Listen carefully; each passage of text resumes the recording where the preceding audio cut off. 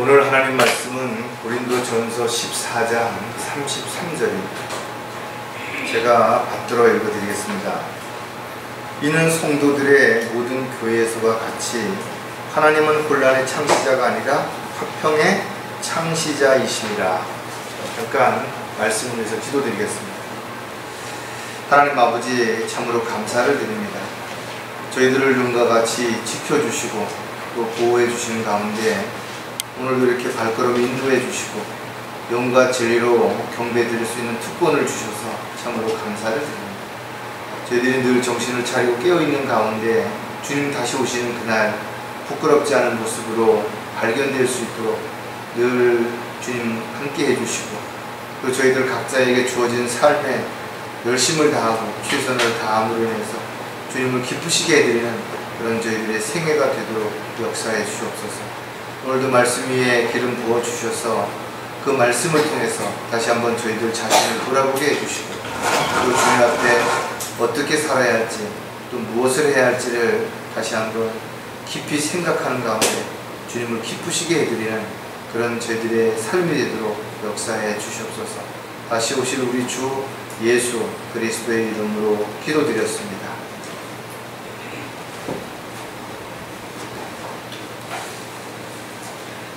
사람이 있는 곳에는 항상 문제가 있을 수밖에 없습니다.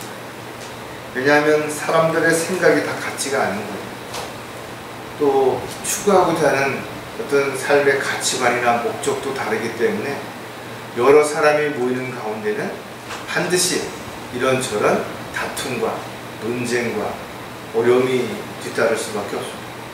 그래서 법을 정해서 질서를 바르게 잡으려고 그렇게 하는 것입니다.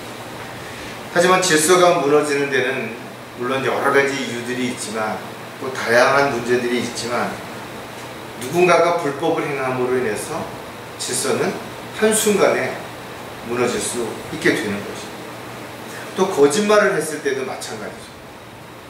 또 약속을 해놓고 그 약속을 지키지 않았을 때도 질서는 무너질 수밖에 없을 것입니다. 교통이 혼잡되는 것, 어떤 한 사람이 법규를 지키지 않았을 때 순식간에 교통이 마비될 수도 있습니다. 또 화평과 또 화합과 또 평화가 있는 그런 곳에 한 사람이 들어와서 균형과 조화를 깨트림으로 인해서 분열이 일어나 다툼이 일어날 수도 있겠죠. 사람들은 자기에게는 아주 관대하죠. 그러나 다른 사람에게는 인색합니다. 그래서 어떤 문제가 생기면 자신이 먼저 반성하고 잘못을 인정하기보다는 누구 때문이라고 남을 탓하게 되고 원망하게 되는 것입니다. 우리가 질서에 대한 부분들을 가장 먼저 생각해 볼 수 있는 부분이 바로 창세기 1장 1절과 2절 사이에서의 내용을 통해서 우리가 알 수가 있는데, 분명 창세기 1장 1절에 태초에 하나님께서 하늘과 땅을 창조하셨느니라 했습니다. 하나님은 불가능한 게 없으신 분이시죠. 전지전능하신 분이십니다. 그런 하나님께서 하늘과 땅을 만드셨을 때는 완벽하게 만드셨다는 것에 대해서 누구도 이의를 제기할 수 있는 사람이 없을 것입니다. 근데 1장 2절에 보니까 땅은 형체가 없고 공허하며 어두움의 깊음의 표면에 있으며 하나님의 영은 물들의 표면에 거니시더라. 뭔가가 잘못된 것입니다. 뒤죽박죽이 되어버린 것입니다. 혼란스러운 그런 상태가 된 것입니다. 하나님께서 새롭게 재창조를 이루시기 전까지의 모습을 우리는 이 짤막한 한 구절에서 볼 수가 있는데, 분명 이때 어떤 일들이 있었다라는 것에 대해서 우리는 깊이 생각해 봐야 되겠죠. 성경을 조금이라도 공부한 사람이라면 이 내용이 에스겔서 28장이라든지 이사야 14장에 자세하게 기록되어 있는 내용들을 알 수가 있을 것입니다. 바로 하나님께서 만든 완벽한 피조물 가운데 하나인 루시퍼, 동문구름이었던 그가 하나님의 보좌를 넘봄으로 인해서 반역을 꾀한 그 사건이라는 것을 우리가 알 수가 있죠. 이렇게 히브리어로 투바보후라고 하는 이 의미는 뭔가 혼돈의 상태, 질서가 파괴한 상태, 이런 걸 의미하는 것입니다. 따라서 마귀가 존재하는 한, 또 그를 추종하는 자들이 존재하는 한 세상 곳곳에 항상 혼돈과 혼란의 어떤 문제들이 일어날 수밖에 없다는 거죠. 그래서 그들에 의해서 균형과 조화가 깨어지고 질서가 무너지는 무질서한 그런 일들이 얼마든지 일어나게 되는 것임을 우리는 분명하게 기억한다면, 하나님께서는 분명 화평의 창시자이시죠. 그렇다면 하나님께서는 무질서한 삶을, 또 무질서한 어떤 것들을 그대로 보고만 계시겠는가? 그렇지 않죠. 늘 질서를 잡으시기 위해서 다양한 방법을 통해서 역사하시는 것을 우리는 성경을 통해서 분명하게 알 수가 있습니다. 오늘 설교 제목은 질서 가운데 행하시는 하나님이죠. 오늘 본문은 고린도 전서 15장에 이제 그 고린도 교회를 책망한 후에 사도 바울이 어떻게 너희들이 살아야 되는지를 잘 정리해 놓고 있는데, 14장까지는 다양한 문제들에 대한 것들을 책망하는 그런 내용들이 기록이 되어 있습니다. 그래서 특히 바울 서신서 하면 로마서는 교리지만 고린도 전후서는 잘못된 육신적인 그리스도인들에게 일어나는 잘못된 부분들을 책망하는, 또 갈라디아서는 그것을 바로잡는, 그리고 그 뒤에 부분들은 의로 훈육하게 유익한 그런 내용들이 기록되어 있기 때문에 저와 여러분이 바울 서신서를 통해서 자신의 잘못된 부분도 발견하고, 또 그런 것들을 어떻게 바로잡아야 되는지, 또 교리를 어떻게 바르게 세워야 되는지, 또 하나님의 의로 훈육하시는 내용들을 통해서 우리가 어떻게 살아가야 되는지를 분명하게 기억해야 될 것입니다. 특히 오늘 본문에서 지적을 받았던 것들은 바로 그들이 받은 은사를 자랑함으로 인해서 교회 안에 질서가 깨어진 그 내용들을 지적하는 그런 부분입니다. 하나님께서 성령을 통해서 은사를 주신 데는 분명한 목적이 있죠. 근데 그 목적에 부합한 삶을 살아가야 되는데, 오히려 고린도 교회의 사람들이 자신이 받은 은사를 자랑함으로 인해서 다툼이 일어나고 분열이 일어났다는 거죠. 특히 에베소서 4장 11절에서 보면 어떤 사람들은 사도로, 어떤 사람들은 선지자로, 어떤 사람들은 복음 전도자로, 어떤 사람들은 목사와 교사로 주셨으니 이는 성도들을 온전케 하며 섬기는 일을 하게 하고 그리스도의 몸을 세우게 하여 우리 모두가 믿음의 하나됨과 하나님의 아들을 아는 지식의 하나됨에 도달하게 하고 온전한 사람이 되어 그리스도의 충만하심의 장성한 분량에까지 이르게 하려 하심이라. 아주 정확하게 내용을 기록해 놓고 있죠. 은사를 주신 목적이 성령님에 따라서 각 사람에 따라서 성령께서 나눠주신다라는 거예요. 그래서 각자의 직분이 자신이 원해서가 아니라 하나님께서 허락하시는 그 직분에 따라서 다양하게 주님의 도구로, 일꾼으로 쓰임받을 수 있다라는 거예요. 또 뿐만 아니라 자신에게 어떤 은사가 주어졌다면, 또 능력이 주어졌다면, 재능이 주어졌다면 이 모든 것들이 주님을 기쁘시게 해드리고 주님이 원하시는 삶을 위해서 올바르게 써야 되는데, 오늘날도 많은 사람들이 자신이 어떤 능력이 있다고, 물질이 있다고, 또 어떤 경험이 있다고 이것을 자랑함으로 인해서 오히려 교회를 혼란스럽게 하고 다툼과 분열을 일으키는 그런 사람들도 얼마든지 있을 수 있다는 거죠. 모든 질서가 무너지는 것은 아주 지극히 작은 것에서부터 시작이 되죠. 그리고 그 지극히 작은 틈새를 마귀가 비집고 들어와서 서로 이간질시키고 의심하게 만들고 또 미워하게 만들고 시기하게 만들므로 인해서 교회가 분열이 일어나고 또 다툼이 일어나게 되는 것이죠. 따라서 혼란과 분쟁 속에는 다양한 문제들이 생길 수밖에 없죠. 따라서 이런 것을 방관하거나 동조하는 세력들이 있다면 반드시 하나님의 말씀을 통해서 권면하고 바르게 잡아야 될 필요성이 있는 것입니다. 또 지역교회는 다양한 지체들이 모이는 곳이라는 거죠. 나이도 다르고 성별도 다르고 또 세상적인 경험이나 지식이나 능력 이런 것들이 다 다르기 때문에 어떤 특별한 어떤 규제가 있지 않다면, 또 어떤 법이 없다면 서로가 자신이 생각이 옳다라고 주장하기 때문에 논쟁이 일어날 수밖에 없는 것입니다. 그래서 하나님께서는 교회 안에 올바른 법을 주셔서 하나님의 법대로 그리스도의 법에 따라서 모든 것들을 이루어 가시기를 원하신다라는 것입니다. 어떠한 경우에도 질서를 혼란스럽게 한다든지 무질서한 일들을 자초하는 사람이 있다면 그는 올바른 그리스도인의 자세가 아니라는 것을 우리는 반드시 기억해야 되고, 우리가 영적인 분별력을 가지고 이러한 부분들을 잘 분별해서 우리가 상처를 받거나 믿음에 대해서 이탈하거나 실족하는 어리석은 일이 일어나지 않도록 정신을 차리고 깨어있는 저와 여러분이 되어야 될 것입니다. 특히 주님 오실 때까지 어떠한 일로든 마귀에게 속아서 우리가 분열을 일으키는 실체의 도구가 되지 않도록 무엇보다도 늘 주님 안에서 또 주님이 원하시고 기뻐하시는 삶을 통해서 매일매일 승리하는 그런 삶이 질서 가운데서 반드시 이루어져야 될 것입니다. 자, 질서 가운데 행하시는 하나님은 어떻게 운영을 하시는지를 우리가 그 중에서 몇 가지를 살펴볼 텐데, 가장 먼저 하시는 일이 일에 적합한 일꾼을 부르신다는 것. 그러니까 하나님께서 어떤 일을 계획하시고 그 일을 진행해 가시는 과정에서 반드시 거기에 합당한 일꾼을 부르신다는 거죠. 하나님께서는 직접 일을 하시는 부분도 있지만 대부분 사람들을 통해서 일을 하시는 것이죠. 그래서 우리가 성경을 보면 구약시대에도 하나님께서는 그 시대에 맞는 사람들을 부르셔서 자신의 뜻과 계획들을 선포하게 하시고 또 그들로 인해서 그 일들이 이루어지는 것인가를 확인해 본 그런 내용들을 우리가 너무나 잘 알 수 있죠. 따라서 일을 맡기시고 또 그 일을 위해서 능력을 주실 때 아무에게나 그렇게 하지 않으신다는 거죠.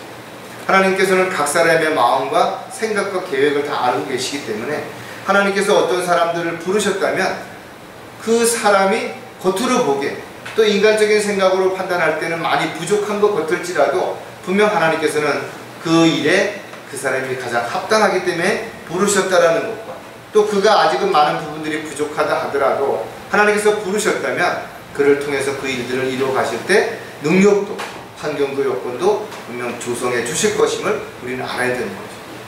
우리는 우리의 생각과 우리의 입장에서 시간표를 함부로 이야기해서는 안 되는 것이죠. 왜냐하면 하나님의 뜻과 계획과 우리의 생각과 우리의 뜻은 다를 수 있기 때문에 그런 것이죠. 그래서 우리는 때로는 기다려야 할 때가 있는 것이고 때로는 또 우리가 포기해야 하는 그런 일들도 얼마든지 있는 것입니다. 하나님께서 그렇게 하셨던 것처럼 예수님께서도 자신의 사역을 이루시기 위해서 12 제자를 부르셨고 또 성경에 보니까 70명의 제자가 더 있었으며 부활 승천한 후에도 사도들을 통해서 자신의 뜻과 계획들을 이루셨다라는 것을 사도행전을 통해서 우리는 너무나 잘 알 수 있는 것입니다. 물론 예수님께서 승천하신 이후에 성령을 이 땅에 보내주셔서 성령을 받은 자들이 또 복음을 전파하고 진리를 증거하고 주님의 뜻과 계획을 이루기 위해서 증인된 삶을 살았던 것을 우리가 분명히 볼 수가 있는 것입니다. 따라서 오늘날 저와 여러분 또한 주님의 부르심을 받았다면 가장 중요한 것은 주님께서 원하시고 기뻐하시는 일이 바로 모든 사람들이 구원을 받고 진리의 지식에 이를 수 있도록 우리가 그 일의 도구가 될 수 있어야 될 것입니다. 따라서 사도 바울은 특별한 목적을 가지고 부르신 그릇으로서 그가 이방인들과 유대인들에게 복음을 전하기 위해서라면 우리 역시 그리스도의 대사로서 이제 복음을 들고 구석구석까지 찾아가서 그 복음을 전파하는 일이 바로 저와 여러분이 또 지역교회가 해야 할 가장 중요한 일 가운데 하나라는 사실을 반드시 기억을 해야 될 것입니다.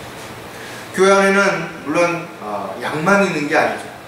때에 따라서는 마귀의 종이 이리의 모습을 감추고 양의 모습처럼 들어와서 교회를 파괴시키고 믿음이 연약한 사람들을 넘어뜨릴 수도 있기 때문에 올바른 분별력을 가지고 잘 분별하고 또 정신을 차리고 깨어 있어야 되는 것은 너무나 당연한 것입니다. 하나님의 일꾼인 줄 알고 믿고 신뢰하고 따르다가 실족한 사람들도 많이 있죠.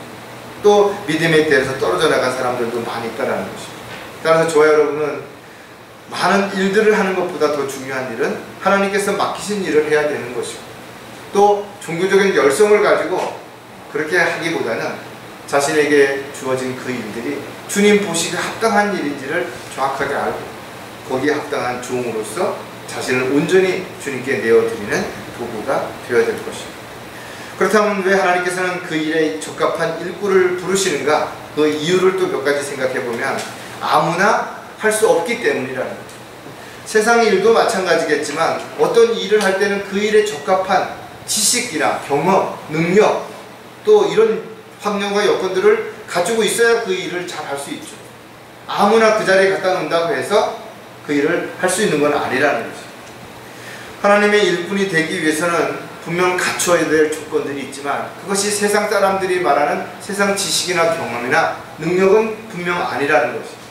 하나님의 일은 영으로 거듭나야 될 뿐만 아니라 영적인 지식 또 영적인 능력이 반드시 있어야 되기 때문에 성령을 통하지 아니하고서는 그리스도의 능력을 통하지 아니하고서는 그 일을 아무도 할 수 없다라는 거죠. 따라서 누구든지 자신이 부르심을 받았다라는 것이 확실하다면 이 시대에 주님께서 자신을 부르신 것이고 자신을 부르셨다면 자신이 있어야 할 자리와 해야 할 일이 분명 있다라는 것입니다. 따라서 안타깝게도 세상으로부터 불러냄을 받았다가 다시 자신의 육신의 만족을 위해서 세상으로 돌아간 사람들 많이 있죠. 그러나 하나님께서 그런 사람들을 강제로 들여다가 하나님 일을 시키시지 않으신다라는 거죠. 왜? 하나님의 일은 자원에서 기쁨으로 하지 않는다면 누구도 이 일을 할 수가 없는 것이고 결국 흉내내는 그런 모습의 삶은 하나님을 전혀 기쁘시게 해드릴 수가 없기 때문에 그런 것입니다. 따라서 하나님의 일꾼이 된다면 자신을 세상과 분리시키고 구별시킬 뿐만 아니라 주님의 합당한 도구가 되기 위해서 철저하게 주님 앞에 자신을 헌신할 수 있어야 된다는 것입니다. 베드로전서 1장 14절 15절에 보면 순종하는 자녀들로서 이전에 무지하던 때의 정욕에 너희 자신을 맞추지 말고 오히려 너희를 부르신 그분께서 거룩하신 것처럼 너희도 모든 행실에 거룩하라. 하나님께서 우리를 의롭다고 인정해 주셨지만 우리가 분명 의로운 삶을 살아가는 의인은 안 되는 것이죠. 그렇다면 우리가 정신을 차리고 늘 자신을 돌아보아서 의로운 삶을 살아갈 수 있도록 그렇게 매일 자신을 구별시키고 분리시킨 거룩한 생활이 반드시 지속돼야 되는 것입니다. 하나님께서는 영적 무지한 자들을 일꾼으로 사용할 수 없다라는 왜? 우리가 하는 이 일에는 반드시 방해하는 마귀가 있고 마귀의 공격이 있기 때문에 우리가 능력이 없다면 또 지혜가 없다면 우리가 절대로 이 영적 전쟁에서 승리할 수 없다라는 거죠. 우리는 주님을 대표해서 이 전쟁에 참여하는 그리스도의 군사이기 때문에 목숨을 내어놓고라도 반드시 이 전쟁에서는 승리해야 되는 것이죠. 따라서 곤란의 창시자가 아니라 질서의 하나님이신 하나님께서 우리를 질서 가운데 인도해 주신다는 거죠. 그래서 먼저 가려고 한다든지 뒤처지면 주님의 뜻과 계획에서 벗어나게 될 수밖에 없다는 거죠. 하나님을 두려워하지 않는다든지 또 쉽게 거짓말을 한다든지 또 자신의 유익을 위해서 사람들을 속이고 자신을 속이려고 하는 그런 사람들은 하나님 일에 합당하지 않다라는 거죠. 또 종교적인 열성은 있대 인간적인 노력은 열심히 잘하되 하나님의 뜻과 계획에서 벗어나서 자기가 원하는 자기가 하고 싶은 그런 모습으로 살아가는 사람 역시 하나님의 일꾼으로 합당하지 않다라는 거죠. 모든 일을 성령께서 인도하시는 대로 믿고 순종하는 또 주님 맡겨주신 일들을 위해서 어떤 자신의 권리를 주장하지 않는 사람 그런 사람들을 통해서 하나님께서는 이 마지막 때에 자신이 세우신 그 일들을 이루어 가신다는 사실을 반드시 기억해야 될 것입니다. 또 일에 적합한 일꾼을 부르시는 이유는 주어진 역할이 다르기 때문이라는 것입니다. 자신이 어떤 역할이 자신에게 주어졌는지를 모르는 사람들은 우왕좌왕하죠. 이거 했다 저거 했다 뭘 해야 될지 잘 모르는 것입니다. 그러나 자신이 역할이 주어진 것을 아는 사람들은 자신의 때가 될 때까지 기다리는 것입니다. 여러분들 그 오케스트라들이 보면 합주를 할 때 보면 어떤 사람들은 열심히 악기를 하지만 어떤 사람들은 가만히 있죠. 왜? 자기 때가 되었을 때 하는 것입니다. 심벌주 같은 걸 하는 사람은 가만히 있다가 어느 한 클라이막스에 오면 한번 짱 하고 친다 이거죠. 그러나 그 악기도 그 연주에는 반드시 필요한 것처럼 또 그렇게 한 번 하는 것이야말로 그 연주를 더 돋보이게 해주는 역할이 되기 때문에 각자의 역할이 있다라는 것이죠. 따라서 이 마지막 때에 저와 여러분을 부르신 것도 분명한 목적이 있는 것입니다. 과거에 하나님을 믿고 하나님의 일을 했던 많은 일꾼들이 했던 일들이 훌륭하고 또 본받을 일도 많고 우리가 그 발자취를 따라야 될 부분들도 있지만 또 이 시대에 따라서 우리가 또 다른 부분에 있어서 더 중요하게 여기고 더 소중한 어떤 부분들을 해야 될 부분들이 있다는 것입니다. 그러나 한 가지 중요한 것은 어느 시대나 복음을 전하는 일이야말로 가장 소중한 일이라는 것을 우리가 분명히 기억했다면 지금 교회는 많지만 복음을 전하는 사람들을 찾아보기 어려운 이 시점에서 저와 여러분이 천하보다 더 귀한 혼을 한 사람이라도 이겨오는 것이야말로 얼마나 의미 있고 가치 있는 일인지를 한순간도 절대로 잊어서는 안 될 것입니다. 예수님께서 사도 바울을 통해서 역사하시는 것도 마찬가지고 또 저와 여러분을 증인으로 부르신 것도 마찬가지고 오직 복음을 전하는 일이 가장 의미 있고 가치 있는 일이라는 것을 안다면 우리가 그 복음을 전파하기 위해서 자신이 있어야 할 자리 또 자신이 해야 할 일이 무엇인지를 늘 기억을 해야 되는 것입니다. 사도행전 9장 15절에 보면 그러나 주께서 그에게 말씀하시기를 내 길을 가라 이는 그가 이방인들과 왕들과 또 이스라엘 자손들 앞에서 내 이름을 증거하기 위하여 내가 선택한 그릇이라. 사도 바울처럼 지금도 우리도 마찬가지로 우리가 가야 할 길이 있다라는 거죠. 자신이 가야 할 그 길을 외면한 채 엉뚱한 데 가서 길을 헤매고 있다든지 또 자신이 해야 할 일이 있는데도 불구하고 다른 사람을 자꾸 흉내내서 엉뚱한 일을 하고 있어서는 안 된다라는 거예요. 이 시대에 하나님께서도 끊임없이 교회를 세우시고 있지만 그 세우시는 가장 중요한 역할은 바로 이삭 죽기 복음을 전파함으로 인해서 주님 오시기 심히 가까운 이 시점에서 모든 사람들이 복음을 들을 수 있는 그 일들을 위해 그 일을 지속하고 있으시다라는 거예요.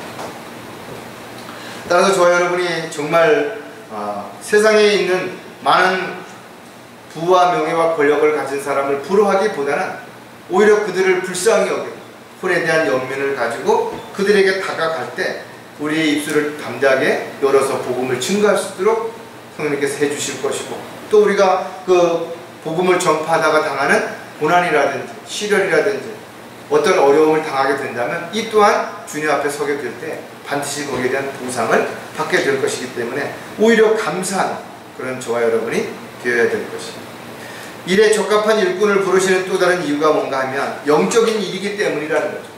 세상 일 같으면 세상에 많은 경험과 지식, 능력을 가진 사람을 부르면 훨씬 잘할 수 있겠죠. 세상에는 저와 여러분보다 더 똑똑하고 더 능력이 있고 또 모든 것들을 판단하는 데 있어서 현명한 사람들처럼 보이는 사람들이 얼마든지 있다 이거죠.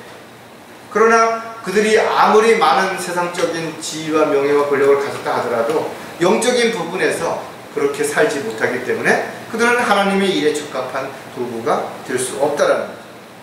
일을 하기 위해서는 돈도 필요하고 시간도 필요하지만 무엇보다도 가장 적합한 준비된 일꾼들이 필요한 것입니다. 따라서 구약시대에도 각 시대마다 하나님을 두려워하고 명령에 순종하는 사람들을 부르셨던 것처럼 아담과 노아를 통해서 새로운 계획을 세우시고 또 그들을 통해서 하나님께서 모든 일들을 이루어 가셨던 것처럼 지금도 마찬가지로 저와 여러분을 통해서 하시고자 하는 영적인 일들이 있으시기 때문에 저와 여러분을 부르셨다라는 것입니다.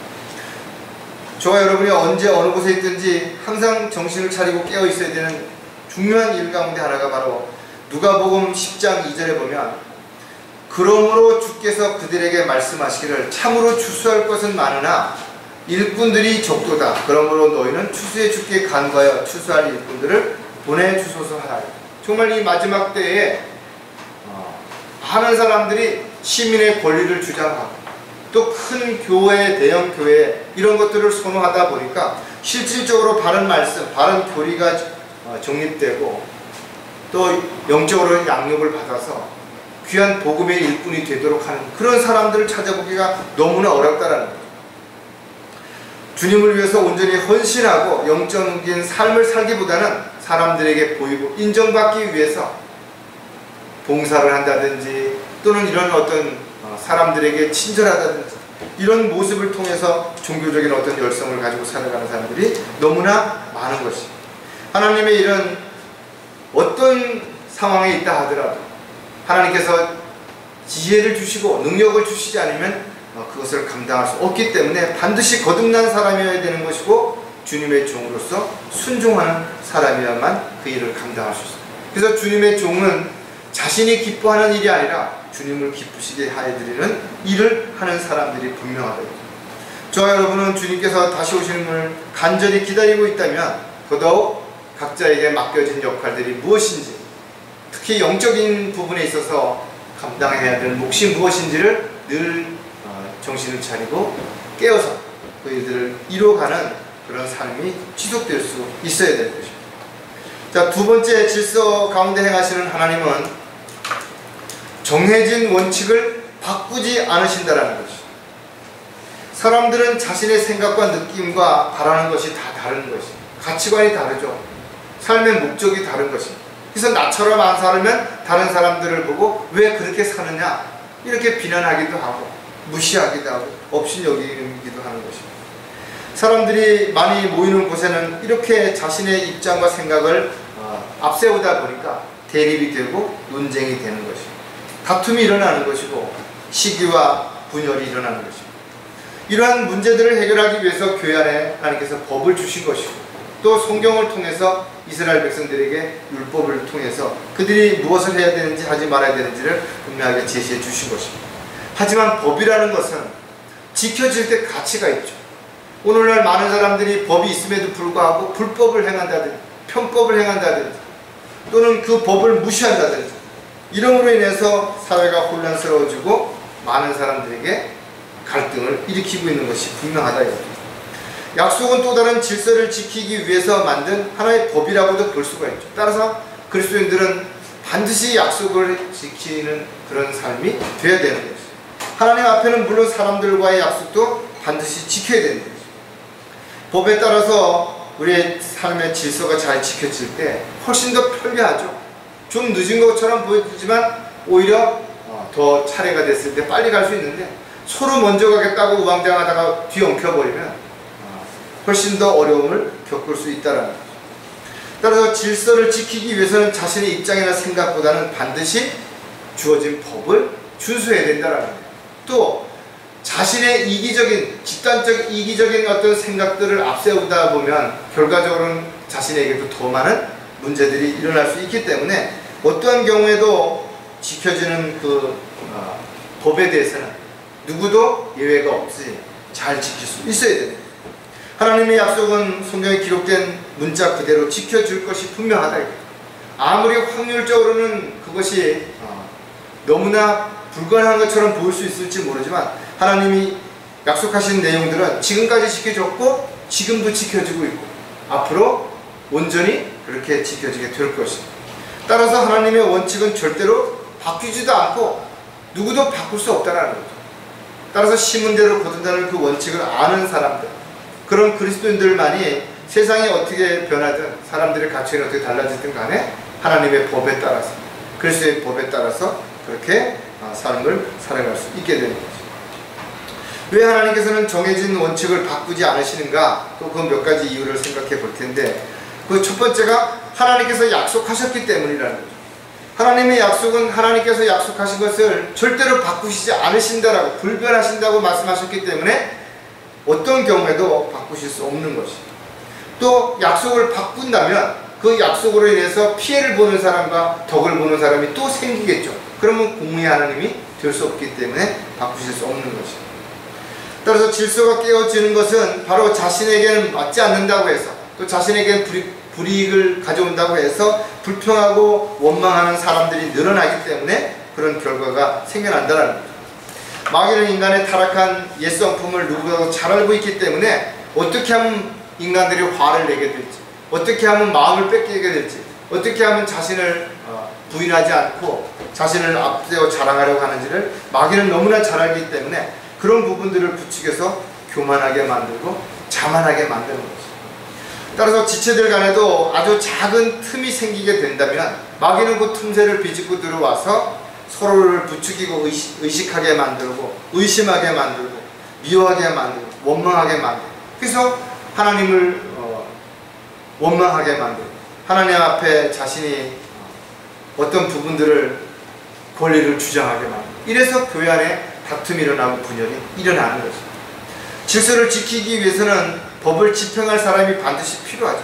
신정 통치 시대는 하나님께서 직접 이스라엘을 통치했지만 그러나 이스라엘 백성들이 왕을 세워달라고 그래요. 그들이 왕이 없을 때는 자신이 좋은 대로 행하게 됐던 것들을 우리가 알 수가 있습니다.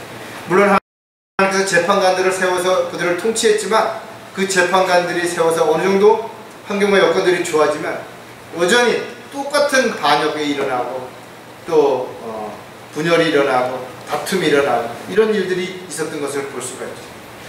재판관기 17장 6절에 보면 그 당시에 이스라엘에 왕이 없었고 사람마다 자기 눈에 옳은 대로 행하였더라. 이스라엘 백성들은 그 결과 어떻게 했어요? 우상을 숭배하게 되고 하나님의 법을 저버리는 그런 일들이 일어난 거죠. 하나님께서는 그들이 회개하고 다시 부르짖을 때 재판관들을 통해서 통치하셨지만 그 재판관이 수없이 바뀌었다는 것은 그들이 끊임없이 이런 일들이 반복됐다는 걸 볼 수가 있습니다. 사무엘 이후에 이스라엘은 인간의 왕을 세웠고 사울 왕이 다스렸지만 사울 왕 역시 자신의 신분을 망각하고 번제를 드림으로 인해서 왕에서 쫓겨나는, 그리고 그 이후에도 많은 왕들이 세워졌지만 여전히 하나님 앞에 올바른 왕들이 많지 않았던 것을 볼 수가 있습니다. 결국 이스라엘 백성들은 끝내 바빌론으로 아시아로 붙잡혀 포로로 가서 그들이 오랫동안 포로 생활을 끝내고 와서도 오랜 기간 동안 유목민으로 떠돌이 생활을 했던 그런 일들을 성경을 통해서 볼 수가 있는 거죠. 따라서 하나님께서 약속하신 약속은 절대로 바뀌지 않으신다는 거죠. 왜? 질서를 바르게 잡으시기 위해서 그렇게 하신다는 거죠. 또 정해진 원칙을 바꾸시지 않은 이유는 징계를 통해 바로 잡으시기 때문이라는 거죠. 죄인들은 지옥의 형벌이 있음을 성경은 분명하게 제시하고 있습니다. 따라서 구원받지 않은 사람들은 영원히 지옥에서 고통받을 수밖에 없는 것이고 누구도 그 사실에 대해서 변명할 수 없게 되는 것입니다. 하나님의 법을 어긴 사람들은 절대로 변명하지 못하도록 그 정해진 법에 따라서 증인을 세우실 것이고 하나님께서는 그 증인에 따라서 심판을 하기 때문에 누구도 불평하거나 원망할 수 없게 될 것입니다. 자신이 원했든 원하지 않았든 간에 하나님의 법은 반드시 지켜진다는 것이다. 세상의 법은 사사로운 어떤 상황에 따라서 법이 바뀌어질 수도 있죠. 또 법을 지키지 않고 또 이런저런 궤변을 일어나서 피해갈 수도 있을지 모를 것이다. 그러나 하나님의 법은 그렇지 않다. 아무리 사람들이 속이고 다른 방법을 갖다가 사람들의 시선을 끈다 하더라도 절대로 그것을 넘어갈 수는 없을 것입니다. 따라서 누구든지 죄를 졌으면 반드시 그 대가를 받게 되는 것이고 구원받은 그리스도인이라 하더라도 예외가 없다라는 거죠. 다만 우리가 죄값으로 지옥을 가지 않는 것은 주님의 은혜와 사랑 때문이라면 우리가 구원받은 이후에 죄를 짓게 되면 반드시 거기에 합당한 징계를 받게 되는 거죠. 히브리서 12장 6절에 보면 주께서 그의 사랑하시는 자를 징계하시고 그가 받으시는 아들마다 매질하시느니라고 하신 것이요. 징계를 내리시는 것은 그 징계를 통해서 바로 잡으시려고 하는 분명한 목적이 있죠. 또 징계를 내리신다는 것은 그를 바르게 인도하시기 위한 또 다른 사랑이라는 것이죠. 따라서 어떤 사람이 죄를 졌음에도 불구하고 하나님의 징계가 없다면 하나님과 무관한 사람이에요. 하나님의 자녀라면 잘못하면 반드시 하나님으로부터 징계를 받는 것이 당연한 것이고 오히려 그것을 감사할 수 있어야 되는 거죠. 따라서 그리스도인들이 죄를 지으면 반드시 자백해야 되는 것이고 또 그 징계를 받게 되면 반드시 그 징계를 가볍게 여기지 말고 똑같은 죄를 짓지 않도록 우리가 바르게 자신을 돌아보고 믿음 안에 서야 되는 것이죠. 교회를 바르게 질서 가운데 운영하시기 위해서도 반드시 교회 자체적으로 징계가 필요한 것이죠. 그러나 그 징계를 하기 위해서는 어떤 사람이 잘못을 했으면 절차에 따라서 권면하고 그래도 말을 안 들으면 두세 증인을 함께 같이 동행해서 잘못된 부분들을 지적하고 그래도 안 하면 교회에 말해서 교회에서 징계를 내려서 출혈하는 이런 절차를 밟아야 되는 거죠. 그러나 만약에 어떤 사람이 죄를 졌다 하더라도 교회에서 문제를 일으켰다 하더라도 그가 진정으로 잘못을 뉘우치고 용서를 구하면 성경은 그들을 용서해 주라는 거예요. 만일 어떤 사람이 누구에게 불평이 있으면 서로 용납하고 서로 용서하기를 마치 그리스도께서 너희를 용서하신 것 같이 너희도 그리하라. 우리의 죄로 인해서 주님께서 우리의 죄값을 받으셨다는 것을 기억한다면 우리가 함부로 어떤 사람이 잘못했다고 해서 그 사람을 매도하고 끝까지 몰아붙이는 어리석은 자는 될 수가 없을 것입니다. 따라서 어떤 사람이 잘못을 저질렀을 때 그가 잘못을 인정하고 용서를 구하면 그를 용서해 주되 그의 삶이 검증될 때까지 교회에서 어떤 중요한 일을 맡기거나 또는 어떤 중요한 직책에서 어떤 판단할 수 있는 그런 부분을 유보시키라는 거죠. 그래서 이런 부분들을 통해서 그가 바르게 더 성숙해질 수 있는, 그래서 더 큰 일꾼이 될 수 있는 계기가 만들어지도록 하기 위해서 하나님은 원칙을 정해놓고 그 원칙을 바뀌지 않으신다는 겁니다. 정해진 원칙을 바꾸지 않으시는 또 다른 이유는 누구에게도 예외가 없기 때문이라는 거죠. 그러니까 어떤 특별한 사람은 이래서 또 안 되고 저래서 또 봐주고 이렇게 하면 더 많은 사람들이 불편하겠죠. 질서를 지키기 위해서는 법적 근거를 제시하는 반드시 법이 있어야 되는 거죠. 그냥 그렇다더라, 그럴 수도 있지, 이렇게 해서는 안 되는 거죠. 정해진 법이 있는 거죠. 그래서 우리나라에도 법을 정할 때 국회의원들이 모여서 그 법을 정하는 것입니다. 그래서 그 법을 정한 것은 누구나 함부로 파기할 수도 없고 그걸 부인할 수도 없게 되는 거죠. 자동차 사고를 사전에 막고 원활한 흐름을 위해서 그들은 나름대로 교통법규를 만들어놨죠. 그래서 교통법규를 어기게 되면 거기에 대한 벌금을 낸다든지, 또 교통법규를 어긴 상태에서 사고를 내게 되면 범칙금 외에도 형사처벌을 받는 그런 일들도 일어나게 되는 거죠. 뿐만 아니죠. 세상에도, 사회에도, 직장에도 다양한 어떤 규칙과 사교 이런 것들이 있어서 나름대로 지켜야 할 어떤 부분들이 있다라는 거죠. 근데 그걸 어겼을 때는 질서를 혼란스럽게 만드는 결과를 가져오는 거죠. 따라서 하나님께서 모든 일에 있어서 원칙을 정해주시는 이유도 바로 그런 이유라는 거죠. 원칙을 정해놓지 않으시면 사람들마다 그때마다 자기 주장이 옳다라고 그렇게 말할 수 있기 때문에 그런 거죠. 따라서 누구도 변명하지 못하도록 미리 하나님의 법을 정해놓으시고 거기에 맞추어서 합당하지 않다면 반드시 거기에 대한 징계를 받게 되는 것은 누구도 예외가 될 수 없다는 거죠. 갈라디아서 6장 2절에 너희는 서로의 짐을 지라 그리하여 그리스도의 법을 이루라. 그리스도인들은 각자 자신이 져야 할 십자가가 있는 거예요. 자신이 감당해야 할 몫이 있다라는 거죠. 또 자신이 있어야 할 곳이 있는가 하면 해야 할 일이 분명히 있다는 것을 우리는 너무나 잘 알고 있습니다. 가정에서 해야 할 일이 있고 직장에서 해야 할 일이 있고 교회에서 해야 할 일이 있고 각자 자신이 해야 할 일이 다른 거예요. 따라서 각 사람은 자신이 어떤 재능과 은사를 가지고 있든 간에 또 어떤 환경과 여건에 놓여 있든 간에 그 모든 것들이 주님이 허락하셨다면 주님이 보시기에 합당한 그런 삶에 우리가 올바르게 적용할 수 있어야 됩니다. 아무도 너희를 철학과 헛된 속임수로 노략질하지 못하도록 주의하라. 그것들은 사람의 전통과 세상의 유치한 원리를 따른 것이며 그리스도를 따른 것이 아니다. 비슷하지만, 아니 더 육신적으로는 더 유익한 것 같지만 그것이 하나님께서 허락하신 것이 아니라면 그런 것들을 따르지 말라라는 것이죠. 이건 그냥 세상에서 정한 유치한 원리, 이런 것들은 세상의 전통, 이런 것들은 하나님과 무관한 것이기 때문에 그렇다라는 거예요. 따라서 그리스도인들이 하나님의 법을 따르도록 하나님께서는 말씀을 우리에게 주신 것이고 우리는 그 말씀을 깊이 묵상하는 가운데 말씀이 최종 권위가 되어서 어떤 경우에도 하나님의 뜻과 계획에서 벗어나는 그런 어리석은 자가 되지 말아야 된다는 것. 그래서 질서 가운데 행하시는 하나님께서는 정해진 원칙을 절대로 바뀌지 않으시고 지금까지도 그랬었던 것처럼 주님 오실 때까지 절대로 바꾸지 않으신다는 것. 자, 마지막으로 질서 가운데 행하시는 하나님은 영적인 권위를 주셔서 이끄신다는 것. 권위라는 것은 어떤 단체라든지 또 어떤 모임을 주관할 수 있는 그런 권한을 주는 거예요. 그래서 어떤 권위를 가진 사람이 어떤 말을 했을 때는 그 말에 대해서는 권위가 있는 것입니다. 왕의 말에는 권위가 있듯이 권위가 있고 또 권위의 말을 하는 사람은 반드시 자신이 한 말에 대한 책임을 져야 되는 것이죠. 그래서 이런 위치에 있는 사람일수록 더 신중하게 말이라든지 행동을 조심해야 되는 것이죠. 하나님의 일은 영적인 일이기 때문에 특히 영적인 일들을 위해서는 영적인 권위가 반드시 필요한 것이고 그 영적인 권위는 하나님을 기쁘시게 해드리고 하나님이 원하시는 일들을 위해서 반드시 사용되어져야 된다. 육신적인 자신의 유익이라든지 또 자신의 어떤 입장을 대변하기 위해서 영적인 권위를 사용하거나 지배하려고 하는 어떤 힘으로 작동해서는 안 된다. 그래서 영적인 권위는 잘못 사용하게 되면 그 권위가 상실될 수 있어요.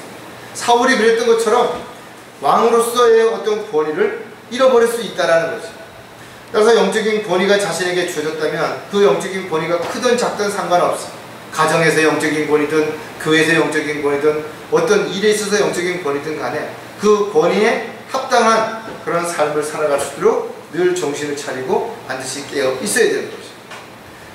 영적인 권위, 즉 하나님께서 우리에게 영적인 권위를 허락하신 이유는 하나님의 뜻과 계획을 이루는 데 있어서 상충되는 그런 일들이 얼마든지 있을 수 있다는 거죠.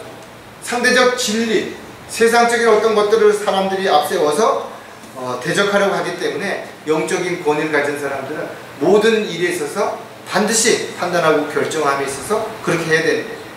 따라서 영적인 권위를 가진 사람들은 세상적인 어떤 일에 있어서 문제가 일어나서 비난받을 일이 일어나지 않도록 늘 조심을 해야 되는 거예요.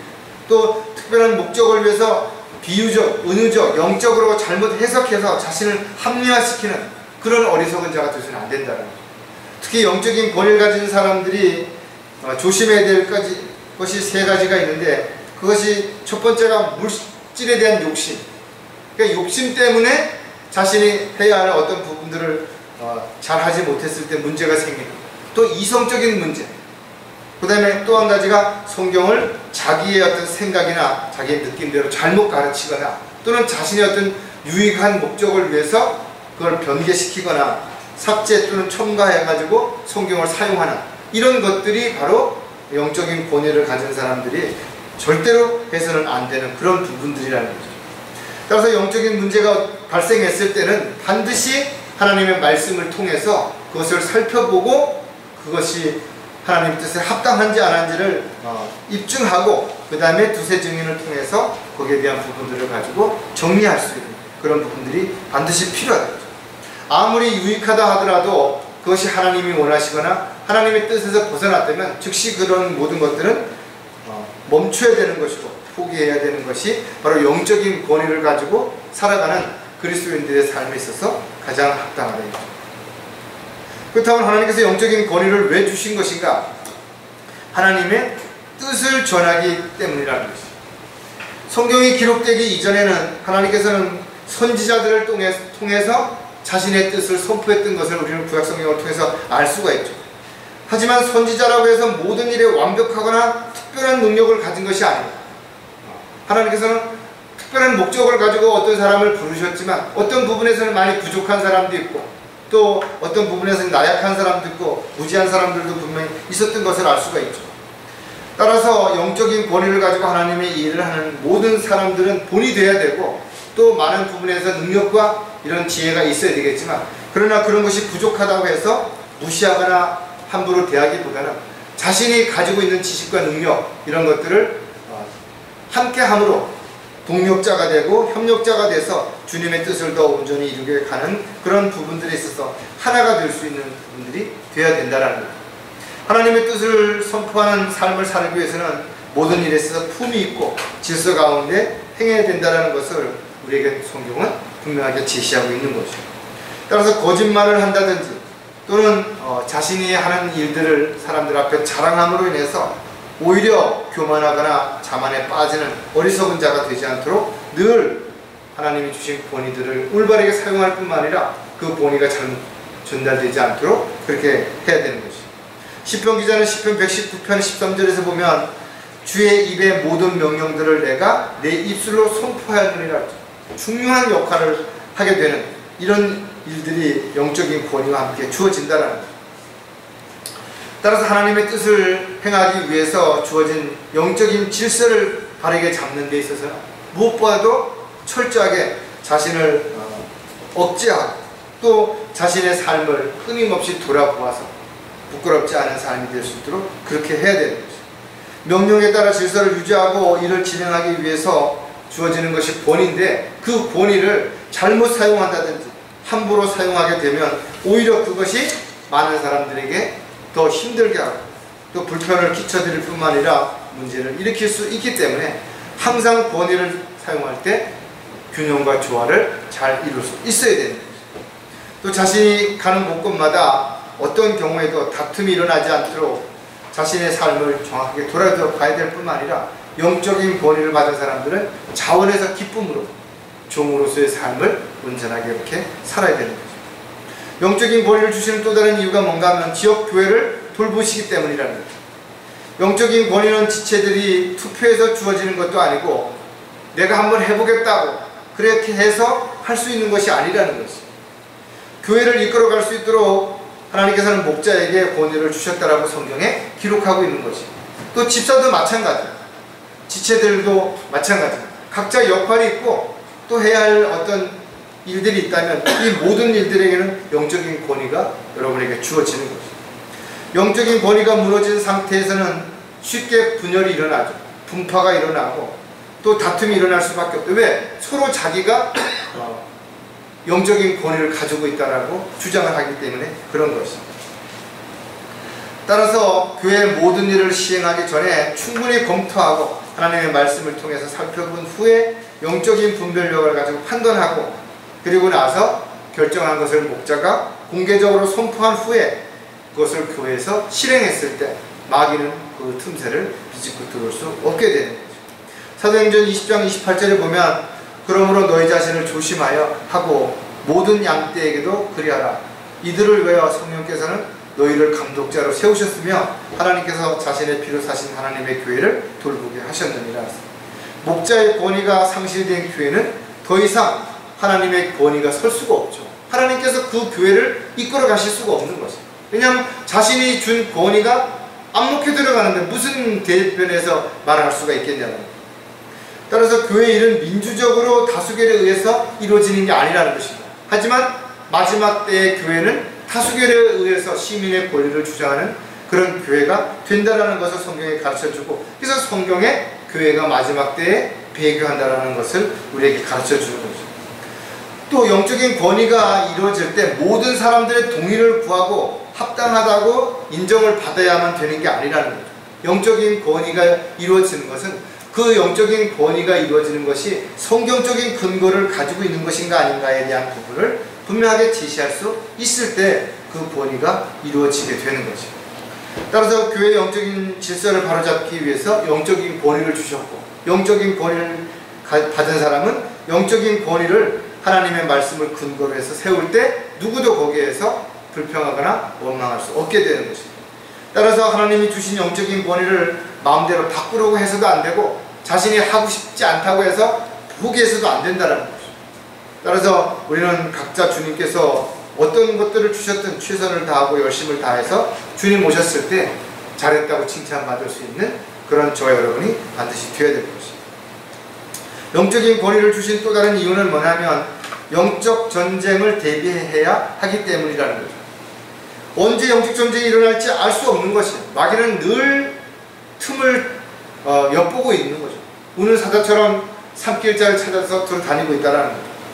따라서 그리스도인들은 각자 크고 작은 다양한 영적 전쟁을 매일 하는 것입니다. 지역교회는 말할 것도 없는 것입니다.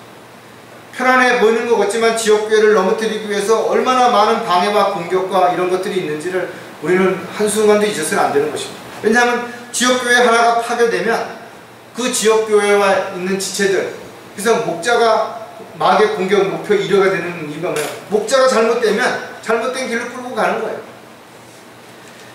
모든 일을 질서 가운데 하나님의 뜻대로 하기 위해서 하나님께서 영적인 권위를 주셨고 또 영적인 권위를 반드시 지키도록 하나님께서 영적인 권위를 반대하거나 대적하는 자들에게는 또 거기에 대한 심판이 있는 것을 성경을 통해서 알 수가 있죠.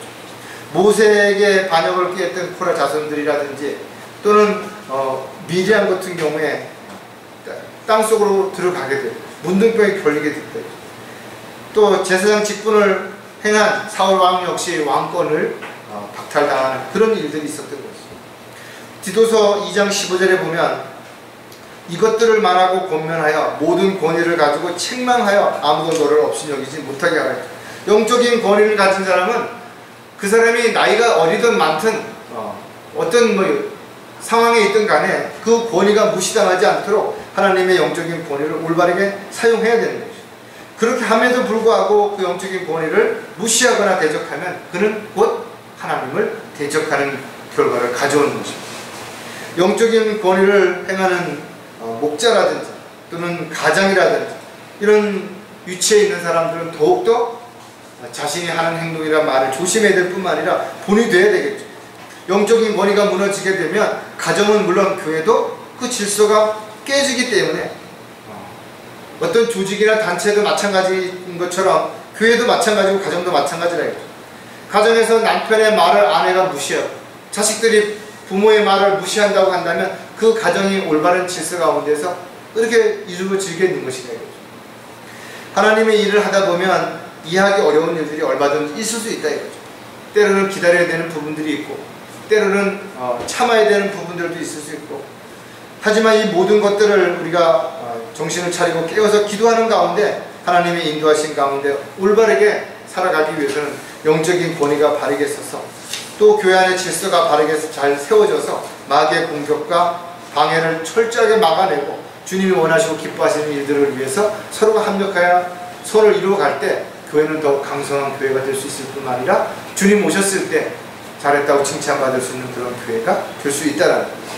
따라서 교회 안에서, 가정에서, 어디서도 마찬가지겠지만 그리스도인들은 무엇보다도 질서 가운데 모든 것들을 이루어 가시는 하나님이심을 기억한다면 질서를 깨트리는 무질서하고 불법을 행하는 그런 일들이야말로 가장 어리석은 삶이라는 것을 저와 여러분들이 잊지 않는 가운데 승리하는 삶을 살아가는 그런 저희들의 삶이 되도록 인도해 주시기를 다시 한번 주님께 간절히 여러분들 기도하시고 한 주간을 깨어있는 가운데 승리하시기를 주의 이름으로 부탁을 드리겠습니다. 기도하겠습니다.